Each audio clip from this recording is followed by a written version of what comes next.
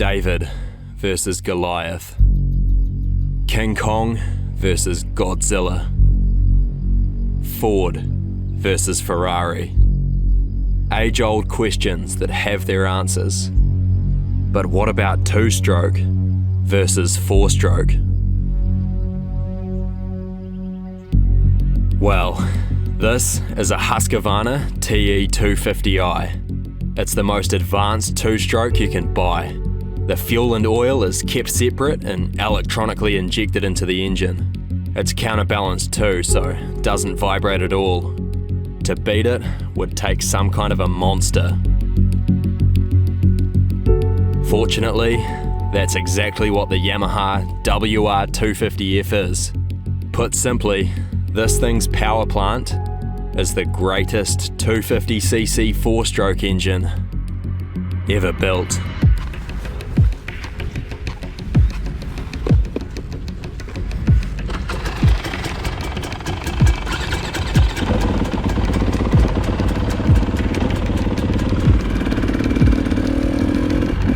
This is a big one. It really is. For all the marbles, two-stroke versus four-stroke.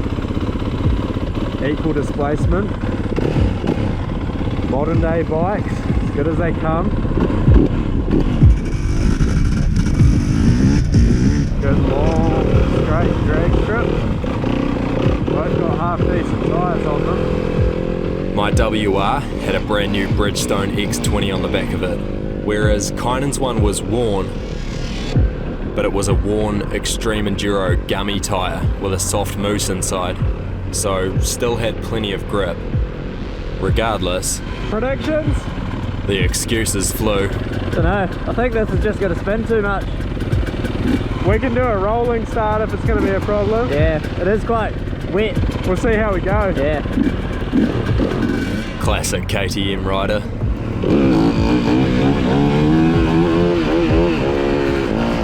To be fair though, neither of us were feeling 100% confident.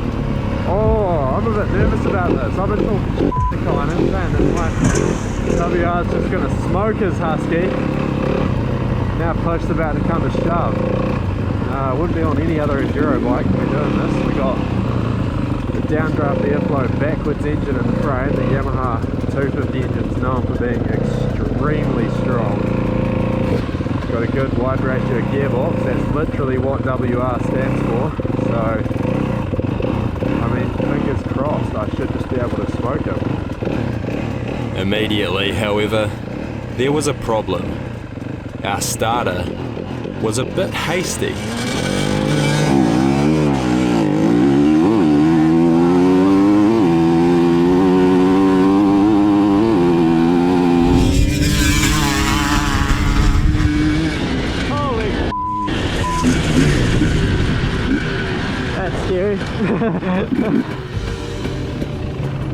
I think I smashed you though. Nah, I wasn't ready for the starter. Oh yeah. Oh. This time, I made damn sure that couldn't happen again. Melanie, can you go like this and then like that to start the race? Okay. But wait a bit, because Nicola did it in like 1 second. So how long do you count? So just go like that, right? Got it? Wait up. Sadly though, this didn't really work.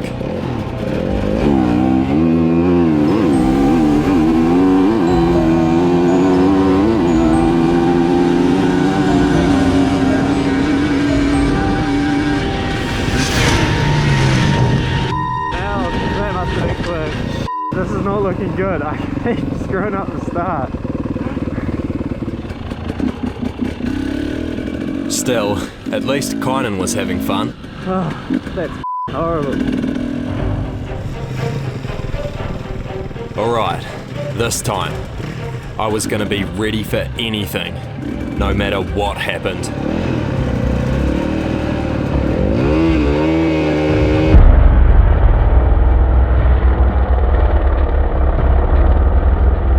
That's more like it.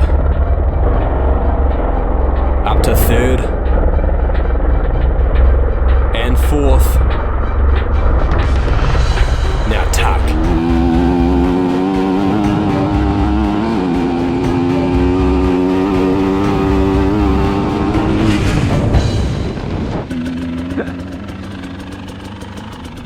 bit tragically, Kynan wasn't ready for that one. What the hell? He didn't even go. Yeah, I'm good. What happened there? I wasn't ready for that at all. Yeah, you gotta go slower. Just wait a bit longer, then go.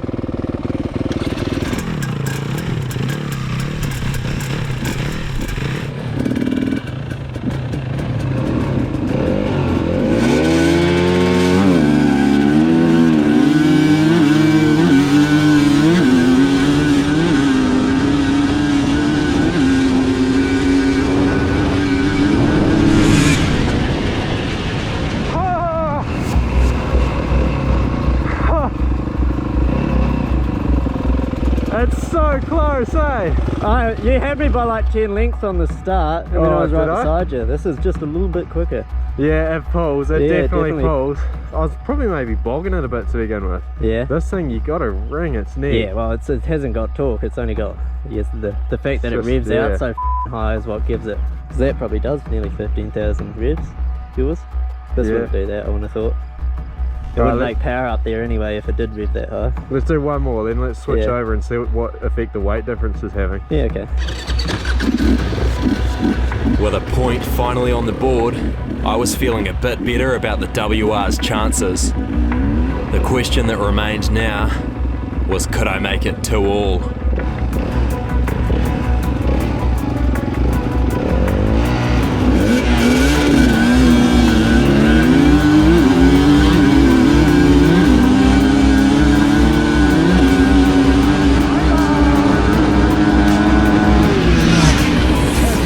I saw 120 there. Got them under brakes, tell you that much for free.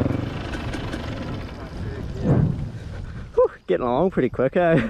I left like, I think it was third or fourth, too late, and then I was like, I finally got the upshift, and I was like, yeah. "Rrr," and then Just you had 10 Ks on me, I'd yeah, say. yeah.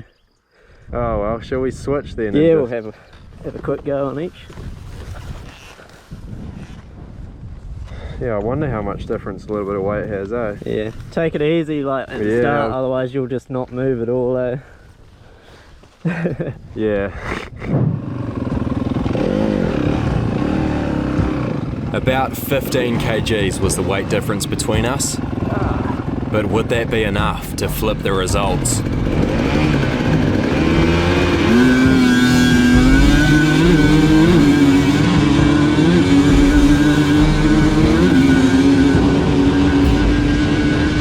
I backed off it. But why though? It did look an awful lot like his bike was going to lose that one.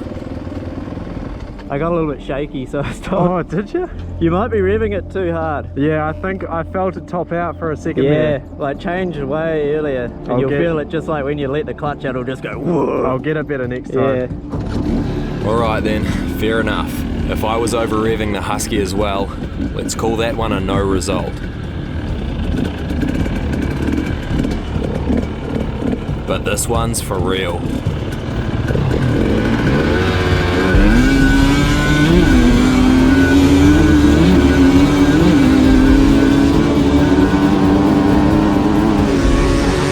it's pretty close.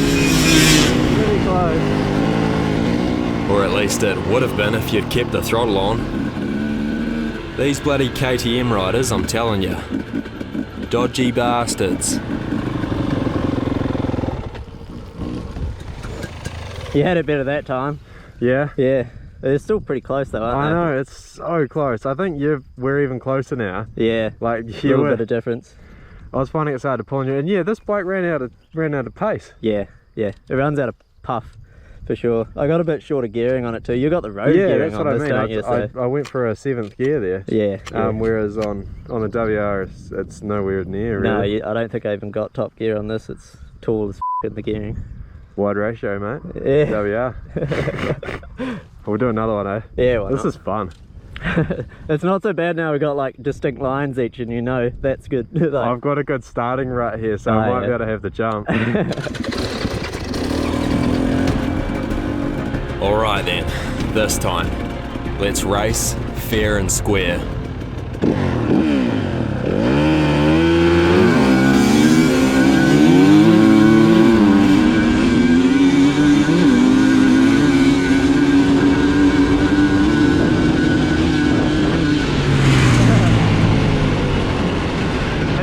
me that time.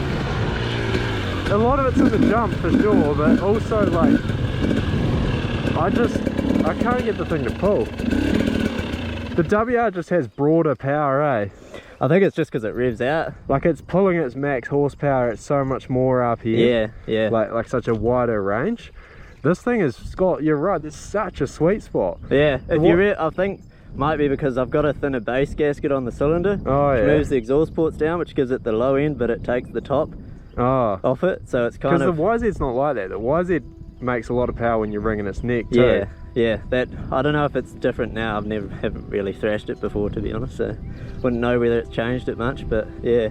Just grab gears quicker than you think you should. I'll try one more, because you smoked me that time. Yeah, that wasn't really a good one either. I decided to grab a couple gears quick as well. Yeah, that one grabbed them late, eh? Yeah, definitely, yeah, notice it.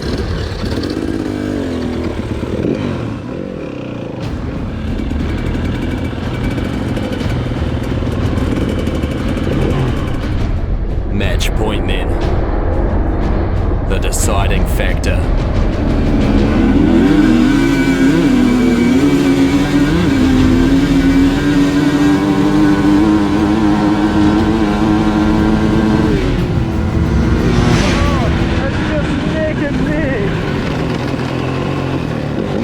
It's so close.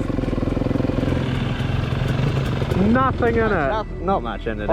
We were like this at the end, just there was nothing in it. Yeah, it's amazing, because like, you know, you think about even 10 years ago, let alone 20 years ago, the Golf was just enormous. Yeah. And the fact that they've caught 4-stroke engines up for the same displacement, or at least got them this close. Yeah, as far as peak horsepower, but then that's the thing, the reason it stalls all the time and has no torque is because it's made to rev its got to be tits off. aggressive if it's going to be like that.